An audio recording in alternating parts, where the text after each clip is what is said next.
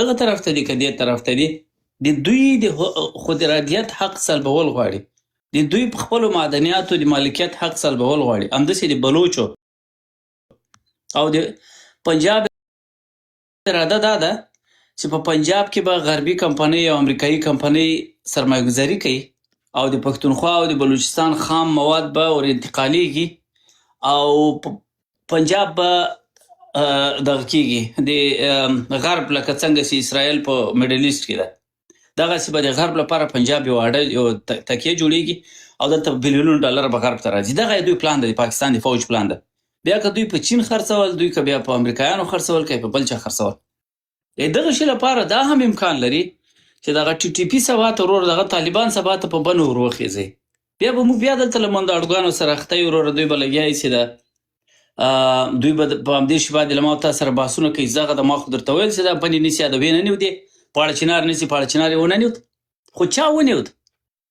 دیوبند نیولی دی، پاکستان نظریه نیولی ده چې بیخي دا بنې پاړه چنار ونیسي، ما او تا نه ده نیولی.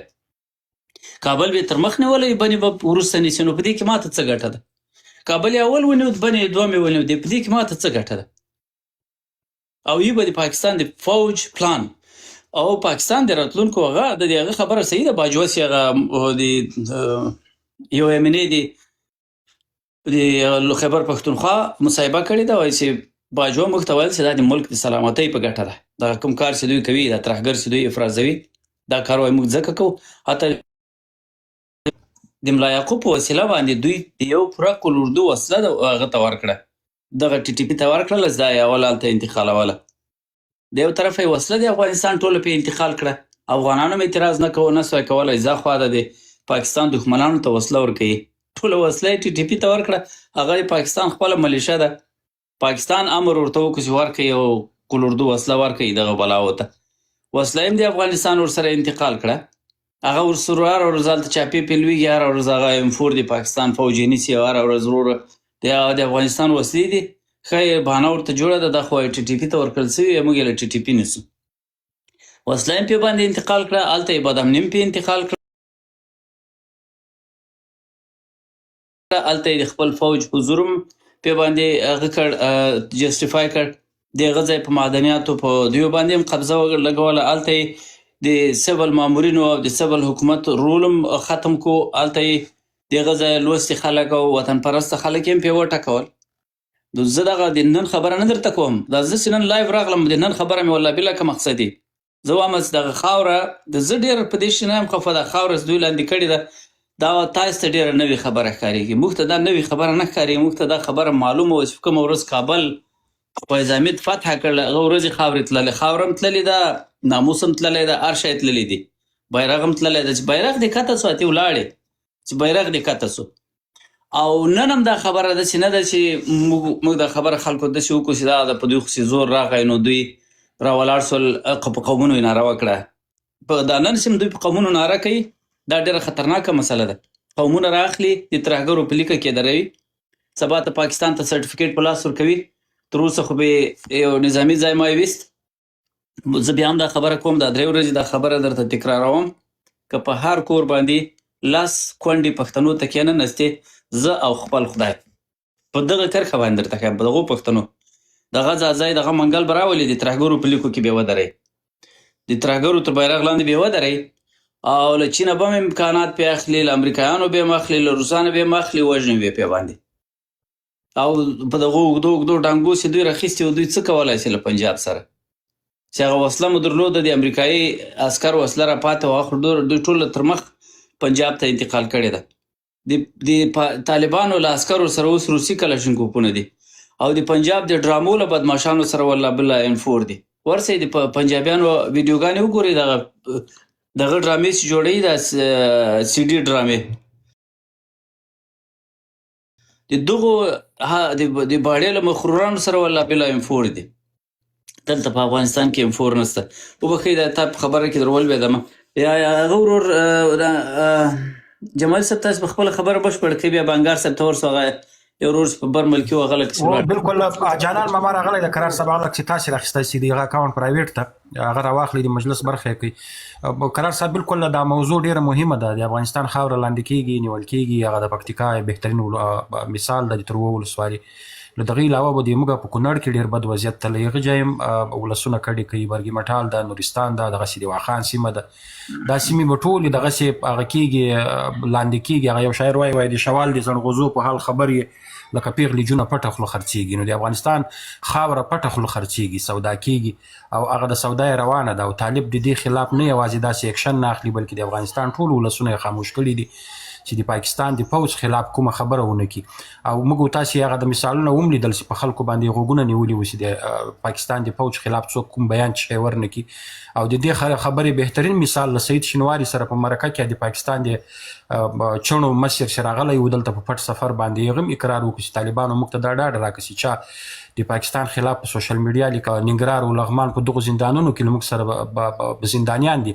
نو دغه بهترین ثبوتونه دي. له یو طرفه دوی د افغانستان ولسونه خاموشي په افغانستان باندې د روان ظلم لوجه، یعنی د پاکستان ظلم ته نجات ورکوي. او له دوم طرفه خاوره نیول کیږي او تاسیسات او تجهیزات هم بمباریږي و خاموشي په دې وطن حاکمه ده. د دې خلاف دا خبره ډیره مهمه ده. ډیره زیاته مننه قرار صاحب. زه دغه پورته څه ویلو ته نه لرم. انګار صاحب ته به وخت ورکو.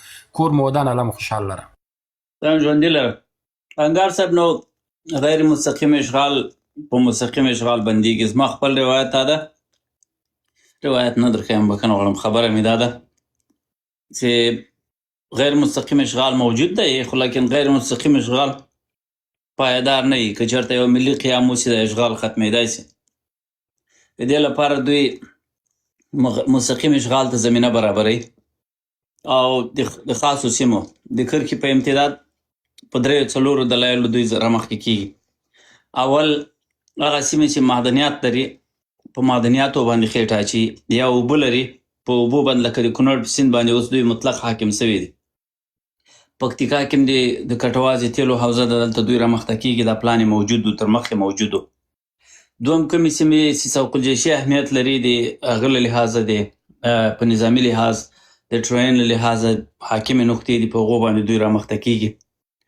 او دریم په کومو سیمو کې چې دوی تر مخ ډېر زیات شناختي کارډونه تقسیم کړي دي، ولسونه یې یو ډول اخیستي دي، ډېر زیات قومونه یې د قوم په نامه او په بل نامه باندې تیار ور خپل کړي دي. په هغو سیمو کې هم د دوی رامخته کېدل ډېر اسانه دي. زه یې مثالونه نه ورکوم چې د ملګرو خلک د سیمې خلک کله کله خفه کېږي، خبره بده ګڼي، نو په دې اعتبار هم دوی رامخته کېږي. او څلورم هغه د دوی خپل ستراتیژیک ټپ مسله هم د تاسو معلومه ده. بیا د کونړ او د نورستان اهمیت چې دا له ګلګت بالتستان سره او له کشمیر سره نږدې دي، په دې کې د هغې اهمیت هم د پام وړ ده.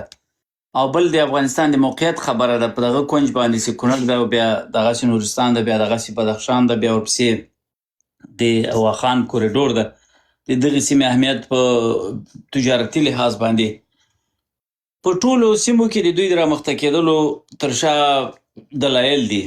نو په هر صورت مهرباني وکړئ تاسو په دې مسله باندې د بحث لپاره حتمن دغه لري خپل قرار صاحب. یو مهمه موضوع بله ده چې انګار صاحب له دې له مخه چې خبره شروع کړي، زه بخښنه غواړم چې ما مایک خلاص کړ. دا اوس د زاویه نیوز یو راپور ده او دا یې واضح لیکلي دي د هزاربوزو په نامه یو قام ده چې په حیات آباد کې 2000 کورنیو ته شناختي کارتونه و شناختي کارتونه ورکول کیږي او د 2 لکه کلدارو په نسبت باندې. دا هزاربوز وای ډیر هغه دي سرمایه‌دار خلک دي.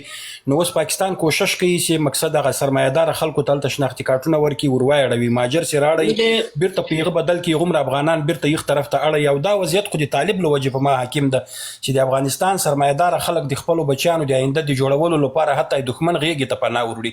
دا خبره هم ډیره مهمه ده، ډیره مهمه ده. یوازې د طالب له امله نه ده. هزاربوزو د افغانستان بانک پیسې د ډاکټر نجیب په وخت کې یوړې، د قرضې د افغانستان بانک واخیستې او قرضې هیڅ وخت اعاده نه کړې او خپل اکانومي پرې جوړه کړه.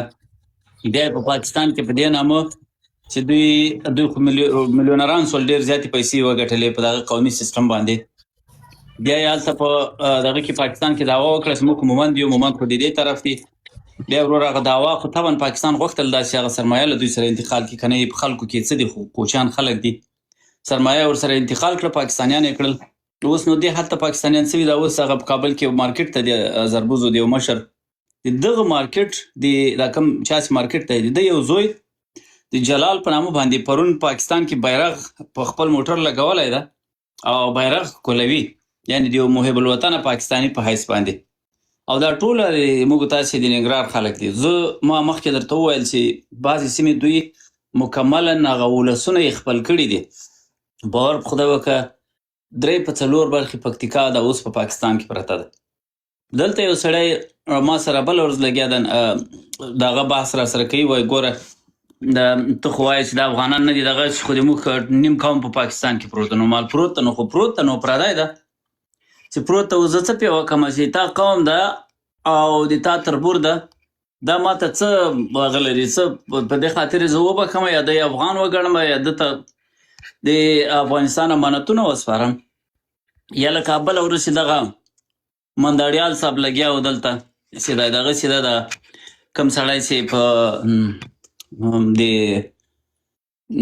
معتادینو د سایټ مسؤلو دا وایي پاکستانی نه ده، دا دغه ده د بټي کوټ ته که د کوم ځای د بټي کوټ یې وښوده. نو چې بټي کوټ ته سړی خوا د موږ یې ګورو چې پاکستان د فضل الرحمن په ګوند کې حلقوي ناظم ده، د هغه په ګوند کې کاندید ده. نو د بټي کوټ سړی دغه رقم خو میجر امیر هم د افغانستان ده. دغسې خو د هغه ټول په یو ډول ریښه د دوی د نسب افغانستان ته رسیږي. اسد درانی هم درانی ده. نو د احمدشاه بابا سکنل لمسی ده، زه غلجی یم، هغه درانی ده. نو اسد درانی هم راولی، بس افغانستان هغې کوي، وزیر یې کوي په افغانستان کې. او بس بیا دلیل ورته وایاست که چا درته ویل چې دا خو پاکستانی ده، ورته وایه دا چېرته پاکستان، دا خو د احمدشاه بابا لمسی ده که غلجی سړی راولاړېږي د دراني په مقابل کې غږېږي. دغه د احمدشاه بابا سکنی لمسی ده، ورور ته لګیا یې چې دا هغه ده چې دا پاکستانی ده. ادې به په موږ لعنتونه وایي سرچپه. دغسې حالت دی. بلکل زربوزو خبره دې وکړله، ما یې هغه ویډیو عکس خپور کړ. اوس بیا دلته په زربوزو کې به ښه ګل ګل ملګري په دې دې نه خفه کېږي. ورور دا اخلاقي جرات په ځان کې پیدا کړي. زموږ اندړ دي په کوټه کې پراته دي، سپیترین ګلخانان دي. یعنې باور وکړه په ګلخانانو کې هغسې سپي مانه دي لیدلي لکه دغه په کوټه کې یو طبقه اندړ پراته دي، که به په ګلخانانو کې هغسې سپي ما لیدلي.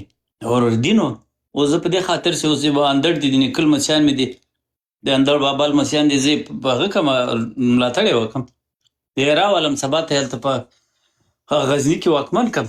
خو دا خو غلطه خبره ده. ورور ټوله دنیا کې سټیزنشیپونه اخیستل کېږي، سټیزنشیپونه پرېښودل کېږي. دا اوس به خلیلزاد راغلی ده، د هغه خلیلزاد د لغمان ده، بیا ورڅه بلخ ته تللی ده، په قوم فکر کوم چې هغه ده قوم فکر کوم موزی ده که چی ده، دغه اوس امریکایي ده. نو زه د احمدشاه بابا سکنی لمسی وبولم په افغانستان کې زه واکمن کړم، خو په هغه ده امریکایي ده. ورور سټیزنشیپ یې امریکایي ده، د امریکا. او بیا امریکا خو له موږ سره، امریکا، کاناډا، بل هیواد دا خو له موږ سره دښمني نه لري. پاکستان خو له موږ سره د خاورې دښمني لري. د موږ له هېڅ هیواد سره دوامداره دښمني نشته، د موږ د ګټو ټکر ده ورسره. لیکن له پاکستان سره موږ د منافعو ټکر نه ده، یا د منافعو دایمي ټکر ده، موقتي ټکر نه ده. د پاکستان سره موږ اصلا دوست کېدای ځکه نشو چې ما په خاوره جوړ ده. سړی چې تا په خاوره خپل هیواد جوړ کړي، نو خو هغه به یا ورانېږي یا به جوړېږي. که جوړ سو د تا خاوره لاسه تللې ده، او که وران سو خو د وران د هیواد وران ده، نو تا او د هغه ترمنځ دوستۍ بل تصور بیخي نشته. مننه. نه پوهېږم چې اغلې مهرنګ نوبت به وکړو، بچا نوبت و. مهرباني وکړئ.